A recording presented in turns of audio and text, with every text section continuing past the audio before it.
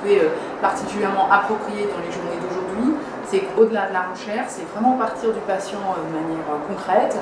avec cette notion de transition qui est difficile pour tout le monde, je dirais, malade ou pas malade, passer de l'âge d'enfant à l'âge d'adulte, et c'est l'apprentissage, je dirais, de la vie avec sa maladie à un moment de l'adolescence où de toute façon l'autorité médicale, même parentale, est parfois contestée. Donc je trouve ça très intéressant que cette journée soit l'occasion de réfléchir à la manière d'adapter la prise en charge pour aider le patient justement à vivre sa maladie dans la durée, y compris avec des pratiques d'éducation thérapeutique. Elle est très importante, 2 titres. Le premier, c'est qu'il y a 2 ans, on avait fait la même journée, c'était la première fois pour un projet d'espace maladie rare qui s'est concrétisé. Et donc c'est quelque chose de très positif que de cet anniversaire d'il y a 2 ans. Et la deuxième chose, c'est qu'aujourd'hui on réfléchit sur la transition, preuve que finalement tout ce qui est en train de se mettre en place, qui a été mis en place dans les maladies rares, porte progressivement ses fruits, puisque tous ces patients grandissent, ont envie de grandir mieux, grandir bien, et que nous aussi, de notre côté, en tant que praticiens, on réfléchit à les accompagner. J'ai 22 ans et je suis atteinte du syndrome de pseudo-obstruction intestinale chronique depuis le plus jeune âge. J'avais 3 mois quand la maladie a commencé à se déclarer. Donc j'ai été suivie pendant 20 ans en service pédiatrique à l'hôpital de la Chimane à Marseille. Et c'est vrai que sur le plan de la transition, on va dire qu'il n'y a pas beaucoup de recul et c'est surtout, je pense, un problème de non-appréhension sur la chronicité. Les patients à l'époque, dans certaines pathologies, ne survivaient pas et donc ne passaient pas forcément à l'âge adulte, donc dans les services hospitaliers adultes. Et de ce fait, les médecins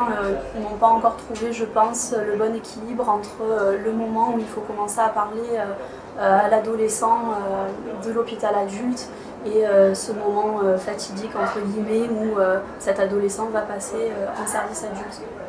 Moi ça s'est passé d'une façon assez particulière, on m'en parlait déjà en fait à l'âge de 18 ans. Alors cette journée maladie rare sur la transition à Necker, on aimerait qu'elle puisse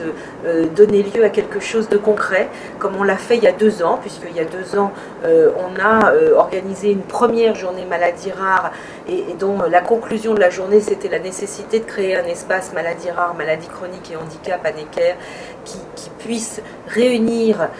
tous les acteurs et permettre des échanges pour optimiser le fonctionnement de chaque centre, et c'est ce qui a été fait depuis plus d'1 an maintenant. On a un espace maladie rare, maladie chronique qui fonctionne extrêmement bien avec une coordinatrice qui remplit les missions à la fois de faciliter le partage, de faciliter les projets des centres. Donc cette transition, elle a de multiples dimensions qui vont être abordées tout au long de la journée, et c'est probablement parce que justement c'est un sujet finalement complexe,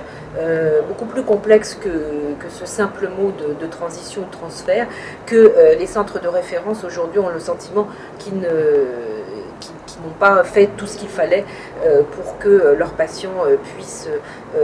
se retrouver à l'âge adulte avec une autonomie et on va dire une insertion socio-professionnelle optimale. Dans le cadre du plan national maladie rare numéro 2, on a mis en place très récemment donc